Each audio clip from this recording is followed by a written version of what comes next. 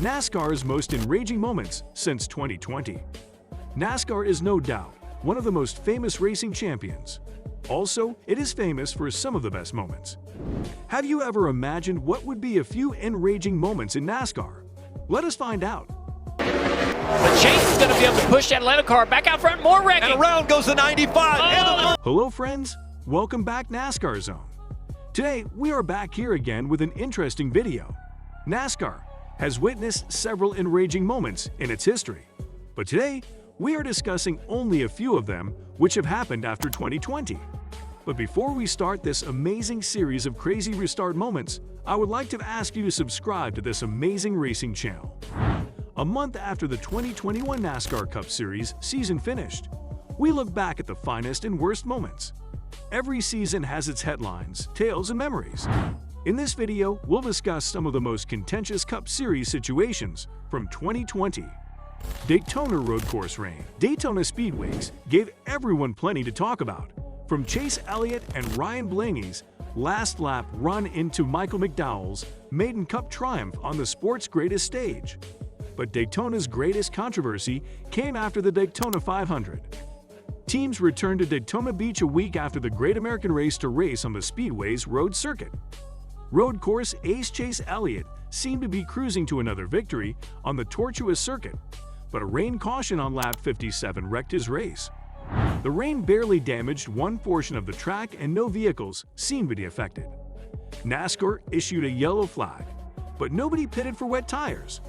After the restart, 2 additional cautions and other events affected the race's conclusion. Most supporters in the grandstand, as well as team members and track workers, admitted there was rain, although some made it worse than others. Did you also witness this rain spectacle? Let me know in the comments. From TV, there looked to be little to no rain, and with no automobiles impacted, supporters started to complain. Some said NASCAR was exploiting the caution to produce tighter racing and greater excitement, because the cars were spread out. It wasn't the first time NASCAR faced similar claims, but they defended their judgment. Uncontrolled Kansas tire. The NASCAR Cup Series returned to Kansas Speedway for the Busch Race 400 in May despite its funny moniker. The race had little laughs. With 53 laps remaining in the race, Tyler Reddick's number 8 Richard Childress Racing crew didn't secure one of his tires. The tire, which was being carried to a crew member behind the pit wall, hit another tire that had just come off Reddick's vehicle and slid over pit road and onto the infield grass. But the tire didn't pose much of a threat to anybody on the track or in the pits. Before we continue with this awesome video, I kindly ask you to subscribe and turn on your notifications. Let's move on quickly. In the past, NASCAR has thrown a yellow flag for runaway tires in the infield grass, and many fans and crew chiefs expected the same now.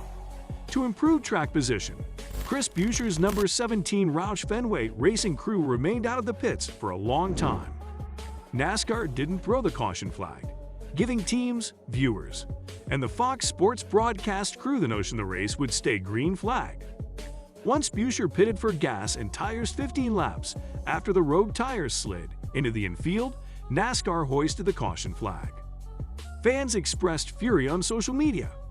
Some fans said the race should have remained green after pit stops, or that NASCAR should have issued the yellow when the tire ran off pit road, while others said NASCAR took advantage of the circumstance to throw a caution and force a restart to make the race more interesting. Flooding ends, first Cota race. The inaugural NASCAR race at Circuit of the Americas was wet in May. No one could dispute it was pouring here, unlike at Daytona International Speedway. Teams wanted Goodyear rain tires from the start of the race. After the race started, the rain grew stronger and the quantity of standing water on the track rose, leading to more water thrown up by the vehicles and less visibility for the drivers. On lap 20, fog caused a caution. On the course's quickest portion, Kevin Harvick, Ryan Blaney, Christopher Bell, Bubba Wallace, Ricky Stenhouse Jr., and others crashed. On the restart after the caution, Martin Truex Jr. and Cole Custer crashed violently in the same high-speed segment. NASCAR delayed the race until the weather cleared, but that began the cycle again. What is your opinion on this decision? Let me know in the comments. While no crashes surpassed Truex Custer's, Vehicles hydroplaned and had various troubles. Chase Elliott and Kyle Larson were battling for the lead with 14 laps left when NASCAR flew the yellow flag. Elliott won because the race didn't resume. The following week, NASCAR was chastised for many reasons. Some fans criticized NASCAR for not pausing the race to wait for better conditions before mid-race crashes. Some questioned why NASCAR called the race 14 laps early when drivers had been racing in a deluge all day. Do you agree with the fans' criticism? Let me know in the comments. New Hampshire race marred by questionable calls.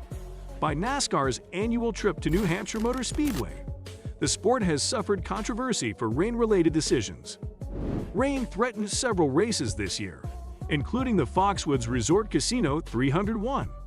The race began under gloomy, dark skies that were dry, changed rapidly. Sprinkles appear on video as early as lap 3, but NASCAR didn't issue a yellow.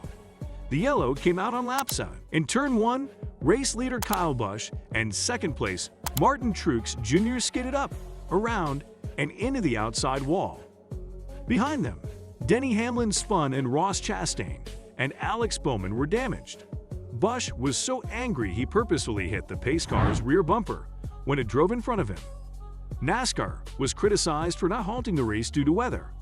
Some fans argued that the decision not to throw the caution flag could have affected the end of the race because of how good Busch and Truex are at the track, and that the damage to their cars, which could have been avoided, could have been the difference between them winning and the results with which they were credited.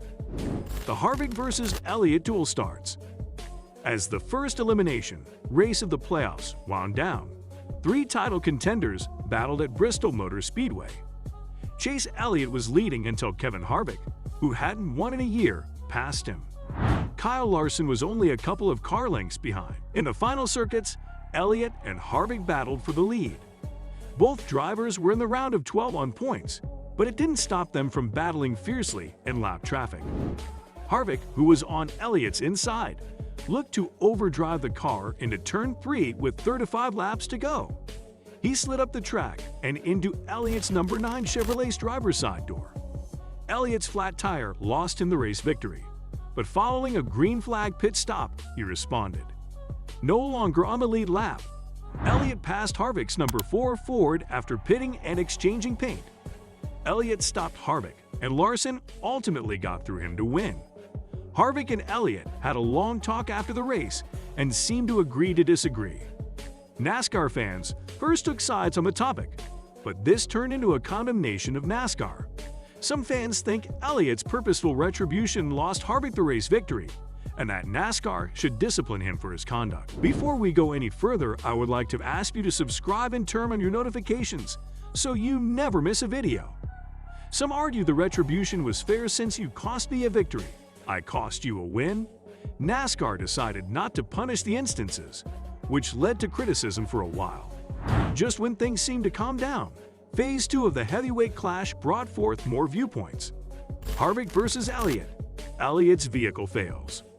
3 weeks after their duel at the last Break Coliseum, Kevin Harvick and Chase Elliott started the Charlotte Motor Speedway Roval in drastically different positions.